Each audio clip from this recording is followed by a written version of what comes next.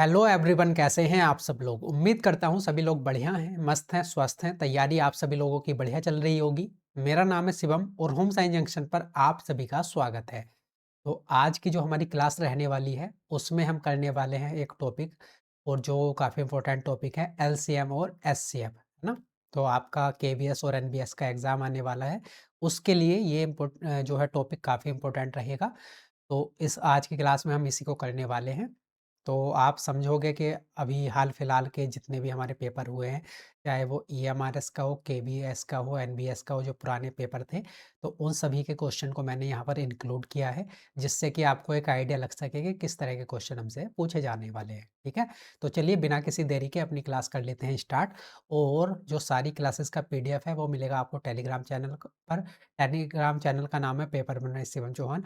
और आप इस क्यूआर कोड को स्कैन करके भी टेलीग्राम चैनल को ज्वाइन कर सकते हैं, ठीक है। तो चलिए बिना किसी देरी के अपनी क्लास कर लेते हैं स्टार्ट। अब भाई एलसीएम और एचसीएफ करने से पहले समझना जरूरी है कि एलसीएम और एचसीएफ होता क्या है। तो अगर मैं एलसीएम की बात करूं, तो एलसीएम क्या होता है। एक ऐसी जो है छोटी से छोटी संख्या होती है जो दिए गए नंबरों से कंप्लीटली डिविजिबल हो जाए, पूरी तरीके से भाग चली जाए, ठीक है। एक ऐसी छोटी से छोटी संख्या होती है जो दिए गए नंबरों से पूरी तरीके से भाग चली जाए।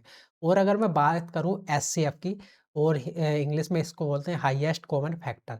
तो ऐसा कॉमन फैक्टर, ऐसा जैसे आपको 3-4 नंबर दे रखे हैं, है ना? उन सभी 3-4 नंबर्स का एक ऐसा कॉमन फैक्टर जो बड़े से बड़ा कॉमन फैक्टर हो, है ना? जिससे वे तीनों के तीनों नंबर जो हैं जो है डिवाइड हो जाएँ, मतलब उन तीनों का जो है वो कॉमन फैक्टर होना चाहिए, और वो भी हाईएस्ट कॉमन, बड़े से बड़ा कॉमन फैक्टर। तो वो होता है हमारा एचसीएफ। तो एलसीएम और एचसीएफ ये इस प्रकार से होते हैं। आगे हम क्वेश्चन करेंगे तो चीज़ें और क्लियर हो जाएँगी, अगर अभी नहीं हुई है तो, है ना? तो चलिए सीधे क्वेश्चन पर ही चलते हैं। अब क्वेश्चन है, देखिए, केपीएस पीआरटी 24/2/2023 शिफ्ट फर्स्ट का ये क्वेश्चन है। ये आपसे पूछा गया था, पीवाईक्यू है आपका। क्वेश्चन को पढ़िए, क्वेश्चन को पढ़ के करने की कोशिश कीजिए, उसके बाद मैं बताऊंगा कि कैसे सोल्व करना है ना। तो मैं अब ऐसे तो करूंगा नहीं कि आपको टाइम दूं कि पहले आप पढ़ो और करो। हम साथ के साथ करते रहेंगे, जिससे कि हमारा कम टाइम में ज़्यादा क्वेश्चन हो सकें, ठीक है। तो जैसे क्वेश्चन नंबर 1 है, if the product of HCF and LCM of two numbers is 2816 and one number is 88, then the other number is। यदि दो संख्याओं के HCF और LCM का गुणनफल 2816 है, एक संख्या 88 है, तो दूसरी संख्या में निकालनी है। तो आप एक बड़ा ही कॉमन जो है क्वेश्चन का पैटर्न है ये, जो सभी एग्जाम में पूछा जाता है, बहुत ज़्यादा रिपीटेड होता है। तो आप एक बात याद रखिए कि जैसे मान लीजिए ये है फर्स्ट नंबर, ये है सेकंड नंबर, ये किसके बराबर होता है, एचसीएफ और एलसीएम की मल्टीप्लिकेशन के, ठीक है। इस बात को अगर आप याद रखोगे तो बहुत सारे क्वेश्चन आपके बहुत कम समय में सॉल्व हो जाएंगे, है ना। पहला नंबर और दूसरा नंबर, मतलब दो संख्याओं का जो गुणनफल है वो किसके बराबर होता है, एचसीएफ गुणा एलसीएम के गुणनफल के बराबर, ठीक है। दो संख्याओं का गुणनफल, पहली संख्या गुणा दूसरी संख्या, बराबर किसके होती है, एचसीएफ गुणा एलसीएम। ये बात आपको ध्यान रखनी है। अब आपको क्वेश्चन में यहाँ से जैसे चार चीज दे रखी है, पहली संख्या, दूसरी संख्या, एलसीएम और एचसीएफ, चार चीज दे रखी है, तो हमेशा क्वेश्चन में आपको तीन चीज देकर जो है चौथी चीज पूछी जाएगी। अब वो हो सकता है कि आपको दोनों संख्याएं दे दी जाए, एचसीएफ दे दिया जाए और एलसीएम पूछ ले। हो सकता है कि एचसीएफ और एलसीएम दिया जाए और एक संख्या दे दी जाए, दूसरी संख्या पूछ ली जाए। तो मतलब इन चार में से तीन चीज आपको दी जाएंगी और एक चीज आपको निकालनी होगी। तो आप इसी फॉर्मूले में, इसी पैटर्न में रख के चीजों को फाइंड आउट कर सकते हैं, ठीक है। जैसे कि यहाँ पर अगर मैं बात करूं, तो दो संख्याओं के एचसीएफ तथा एलसीएम का गुणनफल 2816 दे रखा है। तो देखिए एचसीएफ और एलसीएम का गुणनफल आपको यहाँ पर क्या दे रखा है, 2816, और ये किसके बराबर होता है, दोनों संख्याओं के गुणनफल। तो हमें देखिए पहली संख्या तो दे रखी है 88, फर्स्ट नंबर दे रखा है 88, और हमें क्या निकालना है, दूसरी संख्या निकालनी है गुणा सेकंड, दूसरा नंबर निकालना है। तो अब देखिए 88 गुणा सेकंड नंबर बराबर किसके, 2816 के। तो अगर मुझे सेकंड नंबर निकालना है यहाँ से दूसरी संख्या, कैसे निकाल सकते हैं, 2816 को, और ये जो है 88 इसके अपॉन में चला जाएगा, और यहाँ से मुझे क्या मिल जाएगा, दूसरा नंबर मिल जाएगा। अब चाहे आप इसको सॉल्व कर लो, चाहे हम अगर यहाँ से देखें तो यूनिट डिजिट चारों ऑप्शन की अलग-अलग दिख रही है मुझे, इकाई का अंक चारों ऑप्शन का अलग-अलग है। तो मैं सिर्फ़ यूनिट डिजिट की हेल्प से भी इस क्वेश्चन को सॉल्व कर सकता हूँ। ऐसे हमारा टाइम बचता है, कैलकुलेशन बचती है। अब भई नीचे 8 है, यूनिट डिजिट पर 8 है।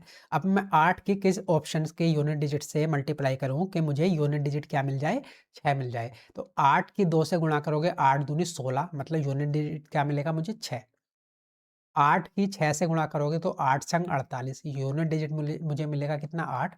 8 की 0 से गुणा करोगे तो यूनिट डिजिट मिलेगा 0 और 8 की 8 से मल्टीप्लाई करोगे तो 8 अट्ठे 64 यूनिट डिजिट मुझे मिलेगा 4। अब मुझे यूनिट डिजिट चाहिए कितना था 6 और यूनिट डिजिट 6 कहाँ पर मिल रहा है? सिर्फ फर्स्ट ऑप्शन में। तो इसलिए मेरा ए ऑप्शन हो जाएगा करेक्ट आंसर। समझे इस बात को? अगर आपको ऐसे समझ में नहीं आया तो आप जो है डायरेक्ट क्या काम करोगे 88 से इसको भाग कर लो। अब देखिए 11 से चला जाएगा, 11 अट्ठे 88, ये 11 दूनी 22, यहाँ पर बचेगा कितना 6, 11 पंजे 55 और 11 छंग 66, फिर 8 से 8 तिया 24 और 8 दूनी 16, कितना आ गया 32। देखिए ए ऑप्शन है ना। तो अगर आपको कैलकुलेशन से बचना है तो आप यूनिट डिजिट की हेल्प ले सकते हैं। उम्मीद है आप इस बात को समझ पाए होंगे और इस कॉन्सेप्ट को भी समझ पाए होंगे। आपको बहुत सारे क्वेश्चन इसी सेम जो है फॉर्मूले से देखने को मिल जाएंगे। आगे बढ़ जाएं, अगला क्वेश्चन देखते हैं आप।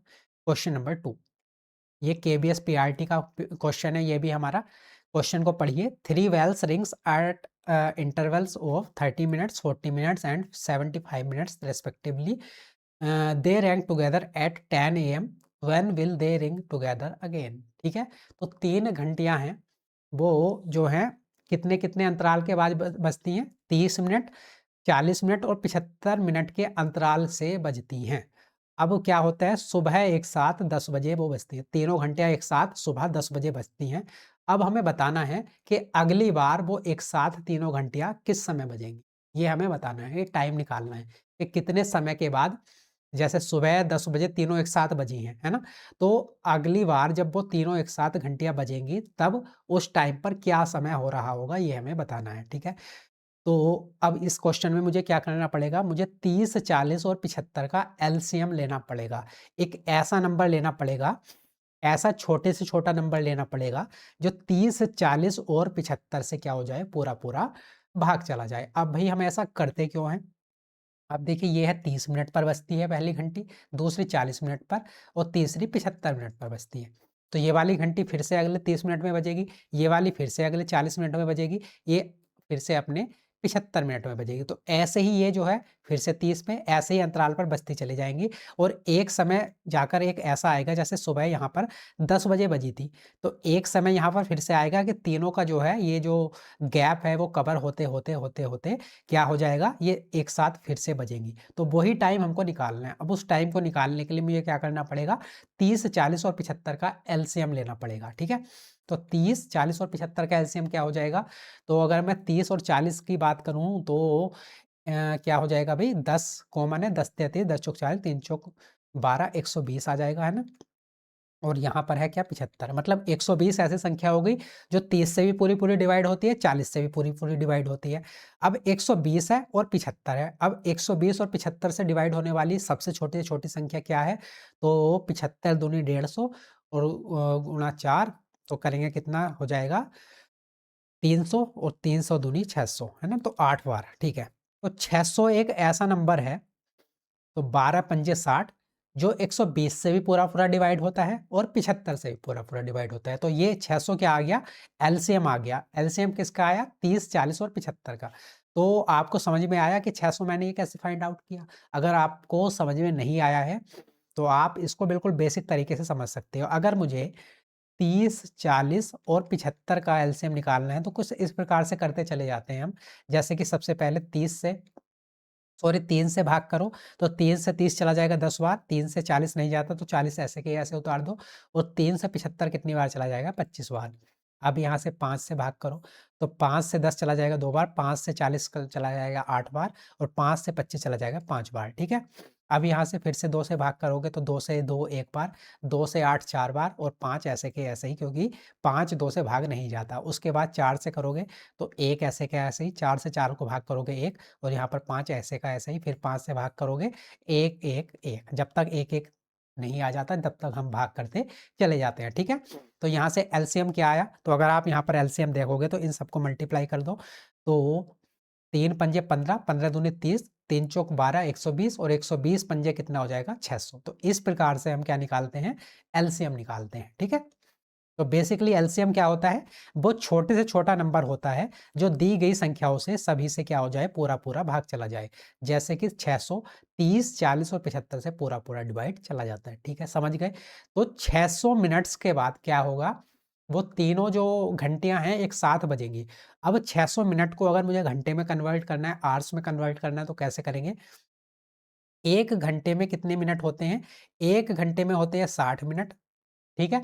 तो 600 मिनट की अगर मैं बात कर रहा हूं, तो 600 मिनट में कितने घंटे हो जाएंगे, 10 घंटे हो जाएंगे, ठीक है। तो 10 घंटे के बाद वो जो तीनों घंटियां हैं एक साथ बजेंगी। अब भाई सुबह के 10 से 10 घंटे बाद का अगर आप समय देखोगे तो क्या बज रहे होंगे, शाम के 8 बज रहे होंगे, ठीक है। अगर आप सुबह के 10 बजे से प्लस 10 घंटे आगे जाओगे तो आपको क्या मिलेगा, शाम के 8 बज रहे होंगे। तो हमारा 8 पीएम पर बे जो तीनों घंटियां हैं फिर से एक साथ बजेंगी। बी ऑप्शन हो जाएगा हमारा करेक्ट आंसर। क्लियर, आगे बढ़े, अगला क्वेश्चन देखते हैं, क्वेश्चन नंबर 3। अब देखिए, 3 train have length 240 centimetre, 320 centimetre and 460 centimetre. The maximum length to cut them equally. Length cut 3 रेलगाड़ियाँ, तो ओके, ये रेलगाड़ी नहीं होगा, तो इनको लंबाई में काटना चाहिए। ये रस्सी होगा, है ना, रस्सी, इसको रस्सी कर लो। तो 3 रस्सियाँ हैं जिनकी लंबाई है 240 सेंटीमीटर, 320 सेंटीमीटर और 460 सेंटीमीटर, ठीक है। तो ये जो है रस्सियों की लंबाई दे रखी है, लेंथ दे रखी है हमको। अब हमसे क्या बोला है, इनको एक ही लंबाई में काटना है, तो इस दृष्टि से अधिकतम लंबाई क्या होगी, है ना। तो अगर मैक्सिमम मुझे को लेंथ निकालनी है और सभी को एक साथ मतलब एक समान लेंथ में काटना है, तो इसके लिए मुझे क्या निकालना होता है, एचसीएफ निकालना होता है। क्योंकि एचसीएफ क्या होता है, हाईएस्ट कॉमन फैक्टर, वो बड़े से बड़ा कॉमन फैक्टर जो तीनों नंबरों में मौजूद हो, है ना। तो तीनों नंबरों में मौजूद हो और हाईएस्ट कॉमन फैक्टर हो, तो इसके लिए मुझे क्या निकालना होता है, एचसीएफ निकालना होता है। अब मुझे 240, 320 और 460 का एचसीएफ निकालना है। और एचसीएफ क्या होता है, मैंने अभी आपको बताया, वो बड़े से बड़ा फैक्टर जो तीनों नंबरों में मौजूद हो। तो अगर आप ऑप्शन की हेल्प से देखोगे तो क्या 80 से ये तीनों नंबर जो है पूरे पूरे डिवाइड चले जाते हैं, तो आप कहोगे 240 चला जाएगा, 320 भी चला जाएगा, लेकिन 460 80 से पूरा पूरा डिवाइड नहीं होगा। मतलब इसका एचसीएफ क्या नहीं हो सकता है, 80 तो नहीं हो सकता। हम ऑप्शन की हेल्प से कर रहे हैं, नहीं तो एचसीएफ निकालने का फिर से वही काम करोगे, आप बेसिक तरीके से जाओगे, यहाँ से एचसीएफ निकाल लोगे, है ना। वो बेसिक तरीका जो हमने 10th 12th 10th 9th 10th में किया है, एचसीएफ और एलसीएम निकालने वाला, है ना। तो अब हम यहाँ पर थोड़ा स्मार्ट तरीके से वर्क करेंगे, क्योंकि हमें एग्जाम में टाइम भी बचाना होता है। तो 4 ऑप्शन दे रखे हैं, 4 में से एक ऑप्शन हमारा करेक्ट होगा, ठीक है। अब अगर मैं 80 को देखूं तो इसका जो है 80 एचसीएफ नहीं हो सकता। क्यों नहीं हो सकता, क्योंकि 80 जो है 240 को भी डिवाइड करता, 320 को भी, लेकिन 460 को कंप्लीटली डिवाइड जो है नहीं करता। अब मैं अगर 60 की बात करूं तो 60 देखिए 240 को पूरा पूरा डिवाइड कर देगा, लेकिन किसको नहीं करेगा, 320 को नहीं करेगा। तो ये भी मेरा एचसीएफ नहीं हो सकता। अब मैं बात करता हूँ 20 की, तो 20 जो है इसका एचसीएफ हो सकता है। क्यों हो सकता है, 20 से 240 भी पूरा पूरा डिवाइड चला जाएगा, 320 भी पूरा पूरा डिवाइड चला जाएगा और 460 भी चला जाएगा। तो 20 क्या हो गया, इसका एचसीएफ हो गया, या फिर वो अधिकतम जो है maximum length to cut them equally, दो इन सबको बराबर बराबर काटने के लिए जो है मैक्सिमम लेंथ हो गई 20 सेंटीमीटर, ठीक है, समझ गए। तो हमें यहाँ पर क्या निकालना था, एचसीएफ निकालना था। अब आगे बढ़ जाएं। अब क्वेश्चन नंबर है 3, और क्वेश्चन नंबर 3 की अगर मैं बात करूं तो ये जो है, ये जो आपका क्वेश्चन है, जो बिल्कुल हाल फिलहाल में अभी एग्जाम हुआ है आपका 21 दिसंबर 2025 को, जेएसए ईएमआरएस जेएसए का जो एग्जाम हुआ है उसका आया हुआ ये क्वेश्चन है। क्वेश्चन को पढ़िए, करने की कोशिश कीजिए। क्वेश्चन में बोला है, the HCF and LCM of two numbers is 37 and 555 respectively. Both numbers are of 3 digits. If x is the sum of the two numbers, then the sum of the digit of x is. ठीक है, x की जो digits का सम हमें बताना है। दो संख्याओं के एचसीएफ और एलसीएम दे रखे हैं हमको, 37 और 555। दोनों संख्याएं 3 अंकों की हैं। जो संख्याओं के एलसीएम और एचसीएफ दे रखे हैं वो दोनों संख्याएं क्या 3 अंकीय संख्याएं हैं, है ना। यदि उन दोनों संख्याओं का योग x है, जब अगर मैं दोनों संख्याओं को जोड़ दूं तो उसका एक सम आता है, और सम को हमने क्या मान रखा है x। तो मुझे जो सम आया, जो योग आया, उसके जो है अंकों का योग बताना है। ठीक है, तो अब इस क्वेश्चन को कैसे करेंगे। तो भाई मान लो कि दो संख्याएं क्या हैं। मान लो एक संख्या तो है 37 है और दूसरी संख्या क्या है 37b। ठीक है, अब मैंने 37a और 37b क्यों माना। अब भाई इसके मानने के पीछे भी लॉजिक है। क्या लॉजिक है, क्योंकि हमें क्वेश्चन में दे रखा है दो संख्याओं के एचसीएफ और एलसीएम क्रम से 37 और 555 है। ठीक है, तो HCF मुझे क्या दे रखा है 37, और SCF क्या होता है हाईएस्ट कॉमन फैक्टर। मतलब जो SCF होता है वो इन संख्याओं में भी मौजूद होता है और इस LCM में भी प्रेजेंट रहता है ना, क्योंकि ये कॉमन फैक्टर है। तो कॉमन फैक्टर है तो वो संख्याओं में भी होगा और जो LCM है उसमें भी होगा, है ना। तो इसलिए 37A और 37B, क्योंकि फर्स्ट नंबर में भी मौजूद होगा SCF और सेकंड नंबर में भी मौजूद होगा SCF। तो हमने इसलिए दो संख्याएं मान ली। एक संख्या है मेरी 37 है, दूसरी संख्या है 37b। अब क्वेश्चन के अकॉर्डिंग एचसीएफ और एलसीएम हमको ये दे रखा है। तो अभी मैंने जो क्वेश्चन नंबर फर्स्ट किया था तो एक फॉर्मूला आपको बताया था, और वो फॉर्मूला क्या था, first number multiply by second number किसके बराबर होता है एलसीएम मल्टीप्लाई बाई एचसीएफ, है ना। ये मैंने आपको बताया था कि दो संख्याओं का जो गुणनफल होता है वो किसके बराबर होता है एलसीएम और एचसीएफ के गुणनफल के बराबर होता है। अब मेरे पास दोनों संख्याएं हैं, है ना। दोनों संख्याएं हैं, एक है 37 से एक है 37 भी। तो दोनों संख्याओं का गुणनफल, तो दोनों संख्याओं की मैं गुणा कर दूं तो वो किसके बराबर होना चाहिए एलसीएम गुणा एचसीएफ के बराबर। अब एलसीएम मेरे पास कितना है 555 और एचसीएफ मेरे पास कितना है 37। तो ये इसके बराबर होना चाहिए। तो यहाँ से मैं जो है ए और बी की वैल्यू निकाल सकता हूँ। अब देखिए यहाँ पर अगर मैं दोनों को मल्टीप्लाई करूंगा 37 A गुणा 37B तो कितना हो जाएगा ये 37 का स्क्वायर ए बी, क्योंकि 37 दो बार है तो 37 का स्क्वायर और गुणा ए गुणा बी, और ये किसके बराबर हो जाएगा 555 गुणा 37 के बराबर। अब ये 37 जो है अगर मुझे ए और बी की वैल्यू निकालनी है तो 37 नीचे आ जाएगा, तो ये 37 गुणा 37। ठीक है, ये जो है इधर से कहाँ पर आ गया यहाँ पर 37 गुणा 37।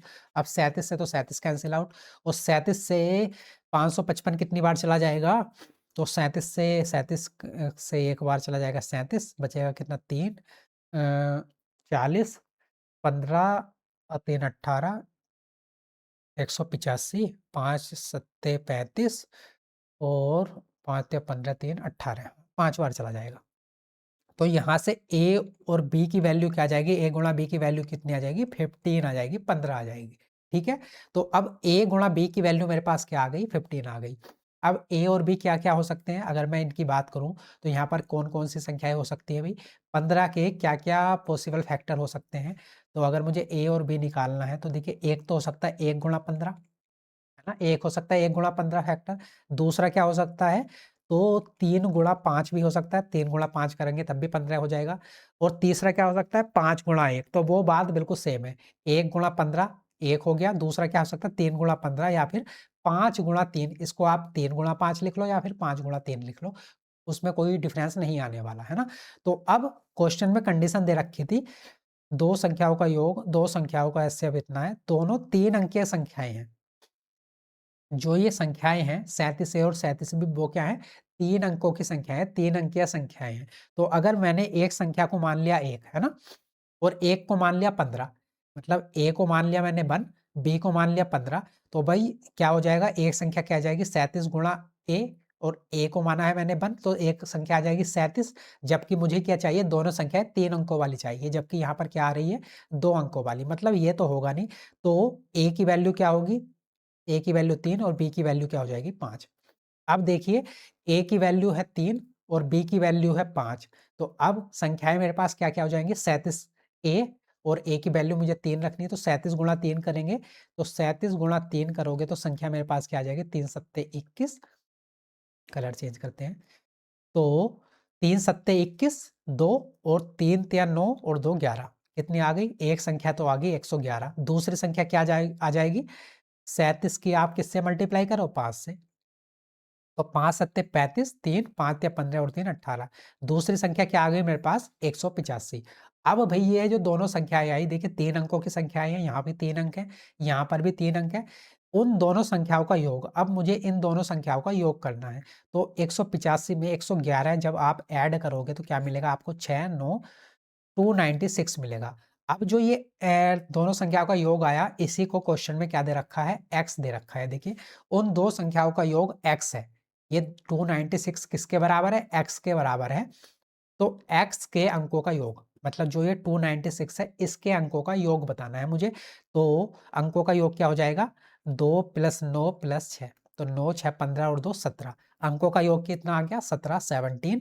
और फोर्थ ऑप्शन हो जाएगा हमारा करेक्ट आंसर। समझ पाए इस वाली बात को? तो ये हमारा 21 दिसंबर 2025 जीएससी के एग्जाम में आया हुआ क्वेश्चन था, और हमारा फोर्थ ऑप्शन हो जाएगा करेक्ट आंसर। क्लियर? आगे बढ़ जाएं, अगला क्वेश्चन देखते हैं। क्वेश्चन नंबर है 4। क्वेश्चन क्या कह रहा है कि केबीएस, ये जो है क्वेश्चन है केबीएस पीआरटी में आया हुआ क्वेश्चन है। The product of two numbers is 1728 if the HCF of these numbers is 12 then the LCM is. दो संख्याओं का गुणनफल आपको 1728 दे रखा है, इनमें से इन संख्याओं का एचसीएफ आपको 12 दे रखा है, एलसीएम निकालना है। तो सेम फॉर्मूला अप्लाई करेंगे, दो संख्याओं का गुणनफल बराबर एलसीएम गुणा एचसीएफ। अब दो संख्याओं का गुणनफल है 1728, किसके बराबर है? एचसीएफ गुणा एलसीएम के। अब एचसीएफ भी मेरे पास कितना है? 12 दे रखा है, तो ये इसके अपॉन में आ जाएगा 12। तो यहाँ से मैं क्या निकाल सकता हूँ? एलसीएम। और देखिए आपको पता होगा कि 12 का क्यूब क्या होता है? 1728। और 12 से जब हम मैं इसको डिवाइड करूंगा तो कितना बचेगा? 12 का स्क्वायर, और 12 का स्क्वायर क्या होता है? 144। तो एलसीएम मेरा कितना आ गया? 144। और हमारा बी ऑप्शन हो जाएगा करेक्ट आंसर। आसान था क्वेश्चन, आगे बढ़े। अब क्वेश्चन नंबर 5 है, तो ये भी केबीएस पीआरटी का क्वेश्चन है हमारा। 3 घंटियां जो है, 3 bells rings at a interval of 20 minutes 25 minutes and 40 minutes, they ring together at 8 o'clock in the morning, when will they ring together again. तो सेम क्वेश्चन है, ऐसा ही हमने एक और क्वेश्चन किया है। 3 घंटियां हैं, वो कितने कितने अंतराल के बाद बजती हैं? 20 मिनट के बाद, 25 मिनट के बाद और 40 मिनट के बाद। अब वो सुबह सुबह एक साथ 8 बजे बजी थी, 8 AM पर। हमसे पूछा है कि दोबारा वो एक साथ किस समय बजेंगी, टाइम निकालना है। तो क्या करेंगे हम? 20 25 और 40 का एलसीएम ले लेंगे। अब एलसीएम क्या होगा? वो छोटे से छोटी संख्या जो इन तीनों से पूरी पूरी डिवाइड चली जाए। तो 20 25 और 40 का एलसीएम क्या हो जाएगा?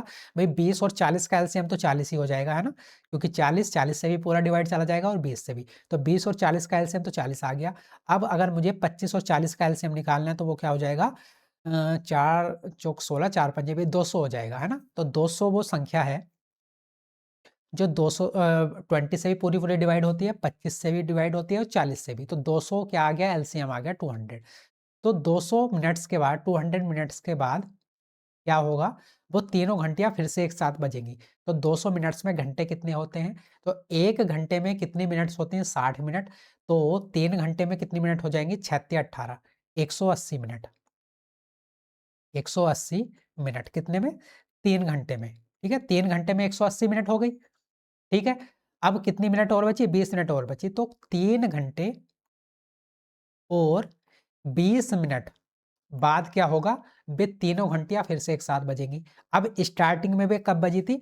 सुबह 8 AM पर बजी थी, सुबह 8 बजे बजी थी। अब इससे 3 घंटे 20 मिनट बाद बजेंगे, तो किस समय बजेंगी? 8 + 3 11, 11:20 पर AM पर वे तीनों घंटियां फिर से एक साथ बजेंगी। तो 11:20 AM, सी ऑप्शन हो जाएगा हमारा करेक्ट आंसर। आसान था, आगे बढ़े। क्वेश्चन नंबर 6 है अब हमारा। तो ये डी ट्रिपल एस पीआरटी में आया हुआ क्वेश्चन था। The LCM of 4.5 15 and 0.3 is. तो 4.5 15 और 0.3 का लघुत्तम समावर्तक हमें बताना है। तो ये पॉइंट्स वाले जो एलसीएम एचसीएफ है आपको परेशान करते होंगे, लेकिन अब परेशान नहीं करेंगे। अब देखिए मुझे क्या निकालना है भाई? 4.5 15 और 0.3, इसका मुझे क्या निकालना है? एलसीएम निकालना है। तो आप एक काम करो, ये जो पॉइंट्स आपको परेशान कर रहे हैं, इन पॉइंट्स को हटा दो। अब इन पॉइंट्स को हटाने का क्या तरीका है? अगर मैं यहाँ से पॉइंट हटाऊँगा, ये वाला पॉइंट हटाऊँगा, है ना? तो क्या करना पड़ेगा, मुझे नीचे एक ज़ीरो लगाना पड़ेगा, ठीक है? तो यहाँ से पॉइंट हटा के नीचे ज़ीरो लगा दो। अब ये 15 है तो 15 तो ऐसे ही रहने दो और 15/1 भी लिख दो तो भी कुछ फ़र्क नहीं पड़ेगा, अब भी 15 ही है।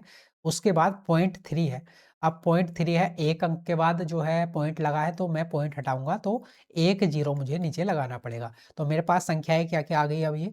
अगर मैं संख्याओं की बात करूँ तो 45, तो ये आ गई अब मेरे पास संख्याएँ, जब मैंने पॉइंट हटा दिया 45/10, 15/1 और 3/10। अब हमें क्या निकालना है? यहाँ पर निकालना है मुझे एलसीएम, लघुत्तम समावर्तक। तो जब आपको ये फ्रैक्शन में वैल्यू दे रखी हो और आपको इनका क्या निकालना हो? एलसीएम निकालना हो, तो ऊपर वाला जो पार्ट होता है, ऊपर वाला जो पार्ट है, इसका मुझे क्या लेना होता है? एलसीएम, और नीचे वाले पार्ट का लेना होता है एचसीएफ, ठीक है? मतलब जो भी हमसे पूछा गया है, जैसे यहाँ पर इस क्वेश्चन में एलसीएम निकालना था, तो ऊपर वाले पार्ट का एलसीएम निकाल दो और नीचे वाले पार्ट का एचसीएफ। लेकिन सेम क्वेश्चन में अगर आपसे एचसीएफ पूछा जाता, आपसे एचसीएफ, एलसीएम ना पूछकर एचसीएफ पूछ रहा होता, तब आपको क्या करना था? ऊपर वाले पार्ट का एचसीएफ निकालना था और नीचे वाले पार्ट का एलसीएम निकालना था। तो जो भी क्वेश्चन में पूछा जाए, ऊपर वाले पार्ट का वही निकाल दो और बाकी नीचे वाले पार्ट का उससे उल्टा एचसीएफ निकाल दो, ठीक है? तो यहाँ पर एलसीएम पूछा था तो ऊपर वाले पार्ट का एलसीएम, नीचे वाले पार्ट का एचसीएफ। अब भई एचसीएफ क्या होता है? हाईएस्ट कॉमन फैक्टर, वो कॉमन फैक्टर जो तीनों नंबरों में क्या हो? कॉमन हो। तो यहाँ पर 10, 1 और 10 में तीनों में कॉमन क्या है? सिर्फ 1 है ना? तीनों में अगर मैं कॉमन की बात करूँ तो हाईएस्ट जो नंबर है यहाँ पर क्या है? 1 ही है जो तीनों में कॉमन है। तो एचसीएफ तो आ गया इसका 1, क्योंकि नीचे वाले पार्ट का मुझे क्या निकालना था? एचसीएफ, और ऊपर वाले पार्ट का निकालना था एलसीएम। अब एलसीएम क्या होता है? वो छोटी से छोटी संख्या जो तीनों नंबर से पूरी-पूरी भाग चली जाए। अब 45, 15 और 3 से पूरी-पूरी भाग जाने वाली सबसे छोटी संख्या क्या है? 45 ही है, 45 ही है ना? 45, 45 से भी भाग चला जाता है, 15 से भी और 3 से भी। तो 45/1 और 45/1 को हम क्या लिख सकते हैं? 45 ही लिख सकते हैं, ठीक है? तो जो एलसीएम आया इसका वो क्या आ गया? 45 आ गया। तो अब कभी भी आपके पास ये पॉइंट्स वाला एलसीएम या एचसीएफ निकालने को आएगा तो आप निकाल पाओगे। आपको सबसे पहला काम क्या करना है? इस पॉइंट्स को हटा लो, क्योंकि पॉइंट हमें परेशान करते हैं। पॉइंट हमने हटा लिया, उसके बाद जो फ्रैक्शन बनी, क्वेश्चन में जो पूछा है एलसीएम निकालना है तो ऊपर वाले पार्ट का एलसीएम निकाल दो, नीचे वाले का एचसीएफ। अगर क्वेश्चन में एचसीएफ पूछा है तो ऊपर वाले पार्ट का एचसीएफ निकाल दो, नीचे पार्ट का एलसीएम निकाल दो। क्लियर है यहाँ तक? आगे बढ़े, अगला क्वेश्चन देखते हैं, क्वेश्चन नंबर 7। क्वेश्चन नंबर 7 है, पीआरटी का है ये भी। 3 संख्याएँ 3:4:9 के अनुपात में है और उनका लघुत्तम समावर्तक 1800 है, तो सबसे बड़ी संख्या कौन-सी होगी? अब भई ये क्वेश्चन को करने के लिए तो आप बेसिक से भी कर सकते हो, है ना? लेकिन हमें कुछ ऐसे तरीके सीखने चाहिए जिससे कि हमारा एग्ज़ाम में टाइम बच सके, हमारी कैलकुलेशन बच सके और ऐसे क्वेश्चन का टाइम बचाकर हम किसी दूसरे क्वेश्चन में डिवोट कर सकें, ठीक है? तो जैसे यहाँ पर 3 संख्याएँ हैं, एक है 3 अनुपात 4 अनुपात 5, और हमें क्या बताना है? सबसे बड़ी संख्या बतानी है। तो सबसे बड़ी संख्या वो क्या होगी? वो 9 का ही मल्टीपल रही होगी, है ना? अगर मैं यहाँ पर मान भी लूँ कि पहली संख्या है 3x, दूसरी संख्या है 4x और तीसरी संख्या है 9x, तो इसमें सबसे बड़ी संख्या कौन-सी है? 9x वाली ही रही होगी, है ना? जो भी सबसे बड़ी संख्या है वो 9x वाली रही होगी, और 9x वाली संख्या है, तो जो भी मेरा ऑप्शन रहा होगा वो 9 का मल्टीपल होना चाहिए। अगर मेरी सबसे बड़ी संख्या 9 का मल्टीपल है, उसमें 9 एक फैक्टर आ रहा है, तो जो भी मेरा ऑप्शन होगा, जो भी मेरा आंसर होगा, उसमें भी 9 का मल्टीपल होना चाहिए। और अगर आप यहाँ पर 4 ऑप्शन में चेक करोगे, तो 9 का मल्टीपल आपको कहाँ पर दिख रहा है? यहाँ पर है? नहीं। 5, 4, 9 यहाँ पर है, 5, 5, 10 यहाँ पर नहीं है, 5 और 1 6 यहाँ पर नहीं है। तो सिर्फ़ एक ही ऑप्शन ऐसा है, जिस ऑप्शन में 9 का मल्टीपल है, 9 का फैक्टर है, मतलब बी ऑप्शन हो जाएगा मेरा करेक्ट आंसर। अब मुझे ना तो 1800 की ज़रूरत थी, ना एलसीएम निकालने की ज़रूरत थी, ना एचसीएफ निकालने की ज़रूरत थी। जब मैंने क्वेश्चन को देखा, 3 संख्याएँ 3:4:9 के अनुपात में हैं, उनका एलसीएम ये दे रखा है, सबसे बड़ी संख्या निकालनी है। जैसे ही मैंने देखा सबसे बड़ी संख्या निकालनी है, तो सबसे बड़ी संख्या मुझे क्या दिख रही है? 9। मतलब जो भी संख्या होगी उसमें 9 का फैक्टर छुपा हुआ होगा, 9 का मल्टीपल छुपा हुआ होगा। अब मैं अपने ऑप्शन पर आया और मैंने देखा सिर्फ एक ही ऑप्शन ऐसा था जिसमें 9 का मल्टीपल था, तो मेरा यही ऑप्शन हो जाएगा करेक्ट। मुझे आगे इसको सोल्व नहीं करना, मतलब 450 वो बड़ी से बड़ी संख्या होगी। अगर आप चाहें तो इसको सोल्व भी कर सकते हैं, लेकिन हमें ज़रूरत नहीं है। ऐसे क्वेश्चन आएंगे तो आपको ऐसे ही ऑप्शन की हेल्प से एलिमिनेट करना है। ठीक है, समझ गए? आगे बढ़ें, अगला क्वेश्चन देखते हैं, क्वेश्चन नंबर 8। अब क्वेश्चन नंबर 8 है, ये भी पीआरटी का है। दो संख्याओं का गुणनफल ये दे रखा है आपको, यदि इन संख्याओं का महत्तम समावर्तक 27 है तो बड़ी संख्या बतानी है। ठीक है, बड़ी संख्या बतानी है, तो बड़ी संख्या कैसे निकाल सकते हैं भाई? मान लो कि दो संख्याएं मेरे पास क्या है, एक तो हो जाएगी 27 है, एक 27 भी। अब 27 ए हो गई पहली संख्या, एक सेकेंड, 27 है, और एक संख्या क्या होगी? 27 बी। ठीक है, अब ये 27 ए और 27 बी ही मैंने संख्याएं क्यों मानी? इसका लॉजिक मैंने अभी आपको बताया था, क्योंकि एचसीएफ दे रखा है 27। एचसीएफ 27 है, मतलब जो पहली संख्या है उसमें भी 27 का फैक्टर छुपा हुआ होगा, और जो दूसरी संख्या है उसमें भी 27 का फैक्टर छुपा हुआ होगा, और एलसीएम में भी 27 का फैक्टर छुपा हुआ होगा। क्योंकि एचसीएफ होता है हाईएस्ट कॉमन फैक्टर, जो कॉमन फैक्टर होता है, जो सभी में कॉमन होता है। ठीक है, तो इसलिए हमने जो संख्याएं मानी है वो क्या मानी है? 27 है और 27 बी, दो संख्याएं मान ली। अब क्वेश्चन के अकॉर्डिंग दो संख्याओं का गुणनफल हमें ये दे रखा है, तो दो संख्याएं क्या है भाई मेरे पास? 27 है गुणा 27 बी, तो 27 है गुणा 27 बी, और इनका गुणनफल मुझे क्वेश्चन में क्या दे रखा है? 3645। ठीक है, तो देखिए 27 गुणा 27, तो अगर मुझे ए गुणा बी यहाँ से निकालना है तो वो क्या हो जाएगा? 3645/27 गुणा 27, ये दोनों 27 अपॉन में आ जाएंगे। अब 27 से जब आप इसको भाग करोगे तो कितनी बार चला जाएगा? तो 9 से देख लो, 9 तिया 27, 9 चौक 36, और 9 पंजे 45, और 3 से 3 या 9, और 3 पंजे 15, और 27 से कितनी बार चला जाएगा? तो 5 सत्ते 35, और 5 दूनी 10, 3 13, तो 5 बार से चला जाएगा। 27 पंजे 135। ठीक है, तो a गुणा b कितना आ गया मेरे पास? 5 आ गया। ठीक है, तो बड़ी से बड़ी संख्या, तो अब भाई a गुणा b 5 है, तो 5 के ऐसे कौन कौन से पेयर हो सकते हैं? एक तो हो सकता है 1 गुणा 5, बस एक ही पेयर हो सकता है ना। 5 के पेयर कितने हो सकते हैं? 1 गुणा 5 सिर्फ एक ही पेयर हो सकता है। तो अब मुझे बड़ी से बड़ी संख्या बतानी थी, तो भाई अगर मैं a की वैल्यू यहाँ पर मान लूँ 1 और b की वैल्यू मान लो 5, तो मुझे दोनों संख्याएं मिल जाएंगी। 27 से 27 भी a की जगह रख दूंगा 1, b की जगह रख दूंगा 5। अब मुझे बड़ी से बड़ी संख्या बतानी थी, तो बड़ी से बड़ी संख्या क्या हो जाएगी? 27 गुणा 5, क्योंकि b की वैल्यू मैंने क्या ली है? 5 ली है। तो 27 गुणा 5 करूंगा तो कितना मिलेगा? 5 सत्ते 35, 5 3, 5 दूनी 10, 3 13, 135 वो बड़ी से बड़ी संख्या आ गई। ए ऑप्शन हो जाएगा हमारा करेक्ट आंसर। क्लियर है? आगे बढ़े, question number 7 8, okay, question number 10। तो ये एनबीएस पीजीटी का हमारा क्वेश्चन है। The HCF of two numbers is 18 and their product is 13608। Find the sum of the reciprocal of both numbers. दो संख्याओं का एचसीएफ हमें 18 दे रखा है, उनका गुणनफल ये दे रखा है, दोनों संख्याओं के व्युत्क्रम का योग बताना है। ठीक है, तो जैसे हमने अभी क्वेश्चन किया है बिल्कुल ऐसे ही इसको अभी कर सकते हैं।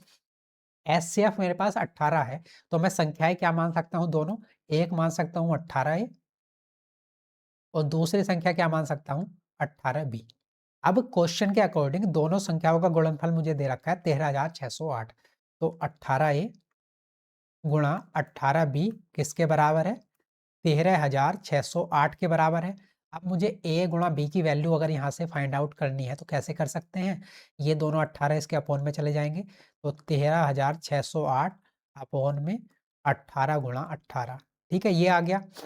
अब भाई आप इसको अगर आप सॉल्व करोगे तो 9 दूनी 18, और ये 9 से 1 4, 9 पंजे 45, 1 9 दूनी 18। ठीक है, 2 से 1 कितनी बार चला जाएगा? 2 सत्ते 14, 2 पंजे 10, 2 छंग 12, और 18 से 18 चौक 72, और 18 दूनी 36। तो a गुणा b की वैल्यू मेरे पास कितनी आ गई? 42 आ गई, यहाँ से 42 आ गई। तो अब 42 के फैक्टर क्या क्या हो सकते हैं? तो एक तो हो सकता है 1 गुणा 42 ही हो सकता है, दूसरा क्या हो सकता है? 7 गुणा 6। 7 गुणा 6 या फिर 6 गुणा 7, कुछ भी कर लो, है ना, बात एक ही है।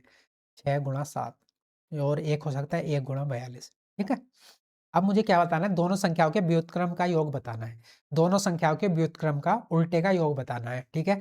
तो हमने मान लिया एक संख्या मेरे पास क्या है, 18a है, दूसरी संख्या है 18b, तो a की जगह मैं क्या रख दूंगा 6 और b की जगह क्या रख दूंगा मैं 7 रख दूंगा। तो 18 गुणा a करूंगा तो 18 गुणा 6, 18 छक्का कितने हो जाएंगे 108 हो जाएंगे, या फिर आप इसको ऐसे ही लिख लो, आसानी रहेगी। एक संख्या क्या हो जाएगी, a की जगह 6 रखो, 18 गुणा 6, दूसरी संख्या मेरे पास क्या हो जाएगी 18 गुणा 7, b की जगह क्या रख दो 7। अब मुझे क्या बताना है, दोनों संख्याओं के व्युत्क्रम का योग बताना है। अब मेरे पास पहली संख्या ये आ गई, दूसरी संख्या ये आ गई। अब इनके व्युत्क्रम का रेसिप्रोकल का क्या बताना है, सम बताना है। तो पहली संख्या का रेसिप्रोकल क्या हो जाएगा 1/18 गुणा 6 प्लस दूसरी संख्या का रेसिप्रोकल क्या हो जाएगा 1/18 गुणा 7, ठीक है। अब यहाँ से जो है नीचे से एलसीएम क्या आ जाएगा दोनों का, 18 गुणा 6 और 18 गुणा 7 का एलसीएम क्या आ जाएगा 18 गुणा 6 गुणा 7, ये एलसीएम आ जाएगा। अब भाई यहाँ से क्या आ जाएगा 7 और यहाँ से क्या बचा +6, तो ये कितना हो गया, ये हो गया 7 + 6 13/18 गुणा 6 गुणा 7, ठीक है। तो 13 गुणा 18 गुणा 6 गुणा 7, तो 18 छक्का 108 और 108 सत्ते कितना हो जाएगा, तो 756, ठीक है। तो मेरा जो आंसर आ जाएगा वो क्या आ जाएगा 13/756, और मेरा जो है बी ऑप्शन हो जाएगा करेक्ट आंसर। समझे इस वाली बात को। एचसीएफ दे रखा था 18, तो पहली संख्या 18 है, दूसरी संख्या 18 भी, दोनों संख्याओं का गुणनफल भी ये क्वेश्चन में दे रखा था। यहाँ से a गुणा b निकाल लिया, a गुणा b क्या आया मेरे पास 6 सत्ते 42, 42 आ गया। a को मान लिया 6, b को मान लिया मैंने कितना 7 मान लिया, ठीक है। अब आप इसको यहाँ से सोल्व करोगे तो आपका क्वेश्चन आ जाएगा। आप जो है यहाँ से अगर आपको 1 और 42 भी लेना है तब हम 1 और 42 लेकर भी करके देखते हैं। एक सेकेंड, इसको यहाँ से हटा लेते हैं एक बार।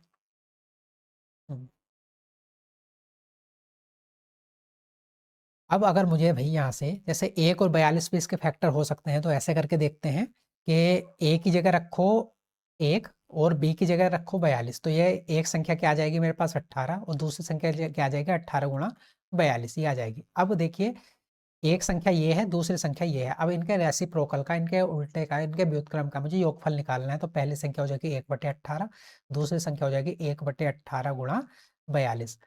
अब एलसीएम क्या आ जाएगा 18 गुणा 42 ही आ जाएगा। तो यहाँ से क्या बचेगा, यहाँ से बचेगा 42 और यहाँ से बचेगा +1, ठीक है। तो ये क्या हो जाएगा, ये हो जाएगा मेरे पास 43/18 गुणा 42। अब भाई ये भी हो सकता था मेरा, लेकिन मुझे जो ऑप्शन दे रखे हैं वो 13/378, 13/756, 15/756 ये दे रखे हैं, ना कि 43/18 गुणा 42। तो इसलिए ए की वैल्यू हमने 6 ली, बी की वैल्यू 7 ली, और इससे मेरा बी ऑप्शन हो जाएगा करेक्ट आंसर। समझ पाए इस बात को, आगे बढ़े। अब क्वेश्चन नंबर है 11 हमारे पास। क्वेश्चन नंबर 11 है, the HCF of two numbers is 12 and their product is 4320, how many such pairs are possible. दो संख्याओं का एचसीएफ दे रखा है 12, उनका गुणनफल दे रखा है 4320, तो ऐसे कितने युग्म संभव है। तो ऐसे क्वेश्चन हमने बहुत सारे कर लिए हैं, एनबीएस का, पीजीटी का ये भी क्वेश्चन है।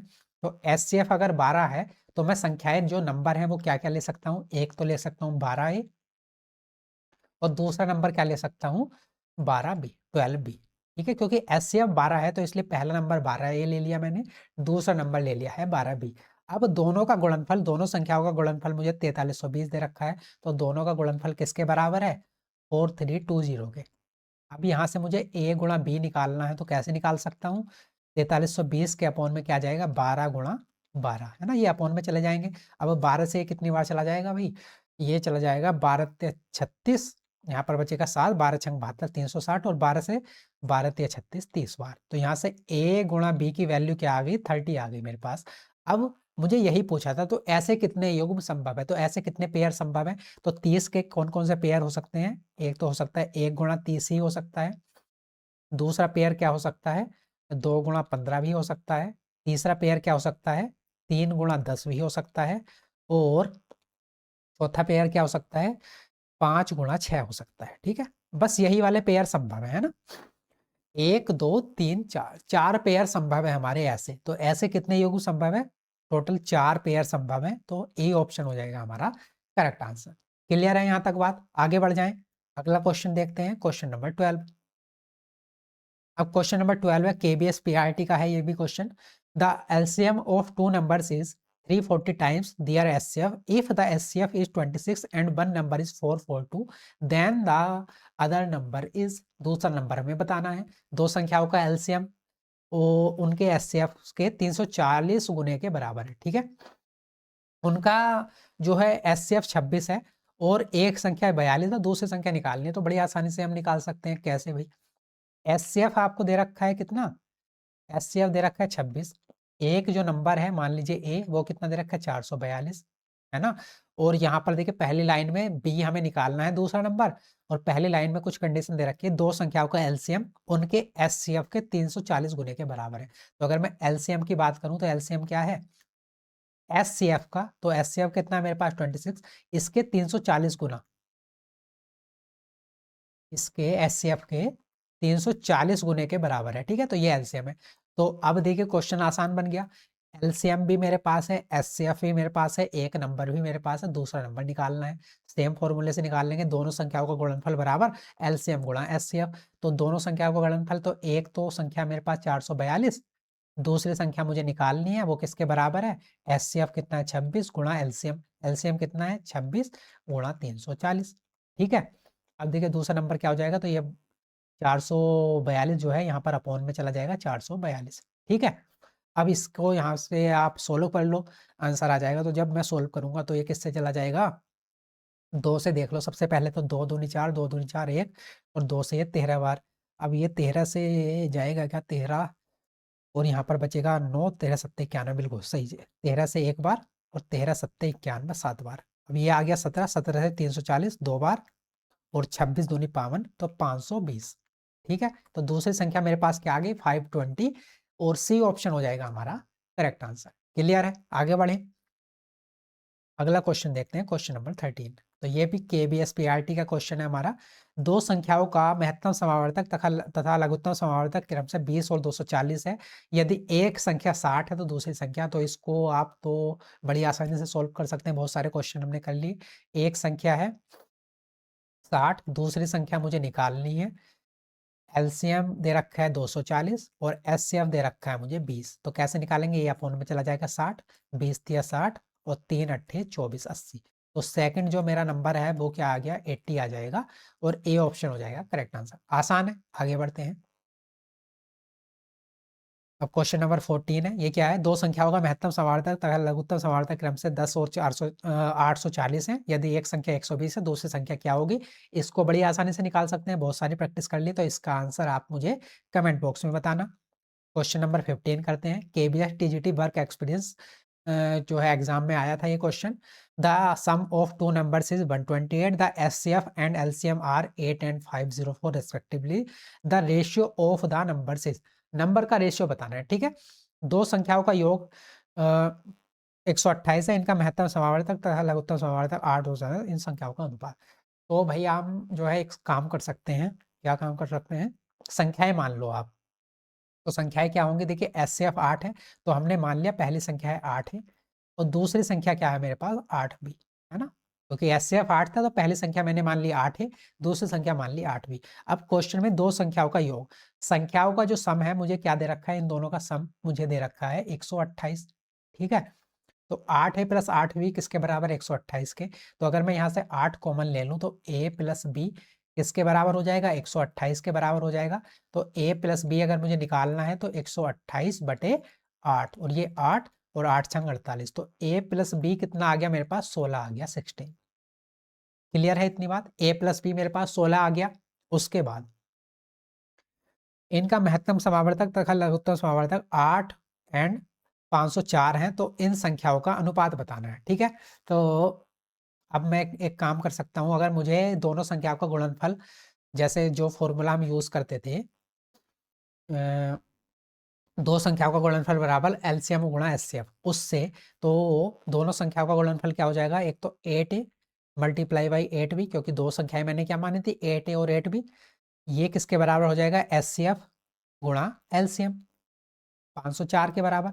तो अब मुझे अगर a गुणा b यहाँ से निकालना है तो क्या निकल जाएगा, तो ये जो है 8 गुणा 8 इसके अपोन में आ जाएगा, 8 से 8 ये कैंसिल आउट, 8 से ये 8 छंग 48 और बचेगा कितना, 2 8 दिया 24 63। तो यहाँ से a गुणा b कितना आया मेरे पास, अगर मुझे यहाँ से देखो a गुणा b तो वो आ गया मेरे पास 63। अब देखिए दो चीज है मेरे पास, कौन कौन सी, इसको हटा देते हैं। एक तो a गुणा बी भी है मेरे पास, a गुणा बी कितना है 63, और एक क्या है मेरे पास a प्लस बी बराबर 16 है। अब मैं यहाँ से a गुणा बी अगर 63 है तो 63 के कौन कौन से पॉसिबल पेयर हो सकते हैं, एक तो हो सकता है 1 गुणा 63 ही हो सकता है ना। तो अगर मैं a को a मान लूँ, b को 63 मान लूँ, तो a प्लस बी करेंगे तब तो 16 नहीं बन रहा, मतलब ये तो होगा नहीं। तो और दूसरा मेरा पेयर क्या हो सकता है 63 का, तो 7 गुणा 9, 7 नम 63 है ना। तो अगर मैं a को 7 मान लूँ, b को 9 मान लूँ, तो 9 प्लस 7 कितना हो जाएगा 16, तब ये हो सकता है। तो यहाँ से मेरा क्लियर हो गया कि a हो जाएगा 7 और b क्या हो जाएगा 9 हो जाएगा, या फिर आप इसको उल्टा भी मान लो कि a हो जाएगा 9 और b हो जाएगा 7। ठीक है, तो मुझे यही बताना था, इन संख्याओं का क्या बताना था, अनुपात बताना था। तो भाई अगर मैंने a को मान लिया 7, b को मान लिया 9, तो संख्याएं क्या आ जाएंगी, यहाँ पर देखिए 8a और 8b मानी थी तो संख्याएं हो जाएंगी 8 सत्ते 56, एक संख्या तो हो जाएगी 56 और दूसरी संख्या क्या हो जाएगी 9 अट्ठे 72। तो यहाँ से इनका रेशियो लेना है, तो देखिए रेशियो में क्या होता है, कॉमन वाला पार्ट तो कट ही जाता है। जैसे मैंने यहाँ पर 8 से मल्टीप्लाई करी थी तो 8 तो कट ही जाता है, ये तो मैंने सिर्फ आपको बताने के लिए बताया है क्योंकि 8 कॉमन है। आप फिर से अगर इनका यहाँ से रेशियो लोगे तो 8 सत्ते 56, 8 नौ 72, फिर से यही वाली संख्याएं आ जानी है। तो ये सिर्फ मैंने बताने के लिए बताया है कि संख्याएं तो होंगी मेरे पास 56 और 72, लेकिन अगर बात हो रही है अनुपात की तो अनुपात क्या हो जाएगा 7:9। ए ऑप्शन हो जाएगा हमारा करेक्ट आंसर। क्लियर है यहाँ तक बात। 15 आगे है, एक क्वेश्चन और है तो इसको और कर लेते हैं। ये भी KBS PGT कंप्यूटर साइंस के एग्जाम में आया हुआ क्वेश्चन है हमारा। There are 378 girls and 675 boys in a school. The school has to be divided into sections such that each section has the same number of boys of girls. How many sections are there in the school. ठीक है, एक school में 378 जो है छात्राएं हैं और 675 छात्र हैं। स्कूल को वर्गों में छात्रों तथा छात्राओं की संख्या में विभाजित करना है, तो स्कूल में कितने वर्ग होंगे ये हमें बताना है। तो भाई मैं आपको आसान भाषा में इस क्वेश्चन को समझा देता हूँ। एक स्कूल है, उसमें 378 तो लड़कियां हैं और 675 हैं लड़के। अब मुझे क्या करना है, वर्ग बनाने हैं, वर्गों में डिवाइड करना है। और कैसे डिवाइड करना है कि स्कूल में देखिए, मतलब इनको मिक्स नहीं करना है। सबसे पहली बात तो मिक्स नहीं करना, जैसे वर्ग बनाने हैं अलग अलग, तो लड़कियों के भी बनाने हैं लड़कों के भी बनाने हैं, लेकिन भाई मिक्स नहीं होने चाहिए। तो ऐसे कितने वर्ग बन सकते हैं वो मुझे बताना है ना। तो अब इसके लिए मुझे क्या करना पड़ेगा, अब मुझे यहाँ पर 378 और 675 का HCF लेना पड़ेगा, highest common factor. Highest common factor से क्या होगा कि हाईएस्ट कॉमन फैक्टर दोनों में कॉमन होगा, दोनों में कॉमन होगा तो दोनों संख्याएं उससे पूरी पूरी डिवाइड चली जाएंगी, तो हमारे जो वर्ग बनेंगे वो इक्वल नंबर्स के बनेंगे। जैसे कि मान लो मैंने पेयर बनाया, मान लीजिए 39, 39 का मैंने पेयर बनाया कि 39 के स्टूडेंट्स के पेयर बना रहा हूँ। तो उससे एचसीएफ से फायदा होता है कि एचसीएफ देखिए इसको भी पूरा पूरा डिवाइड कर देगा, इसको भी पूरा पूरा डिवाइड कर देगा, तो जितने भी हमारे वर्ग बनेंगे उसमें कोई भी स्टूडेंट शेष नहीं बचेगा, रिमाइंडर नहीं बचेगा। तो इसलिए हम क्या करते हैं, इनका एचसीएफ लेते हैं। ठीक है, तो 378 और 675 का मुझे क्या लेना होगा, एचसीएफ लेना होगा, है ना। अब इसको एचसीएफ लेने के लिए आप क्या करोगे, यहाँ से देखिए 8 7 15, 15 3 18 और 6 5 11, 11 और 7 18। तो ये 9 से पूरा पूरा भाग चला जाएगा, तो 9 से कर लो, 9 चौक 36, 9 दूनी 18, 9 सत्ते 63, है ना। और 9 पंजे 45। उसके बाद ये किससे चला जाएगा, 3 से चला जाएगा।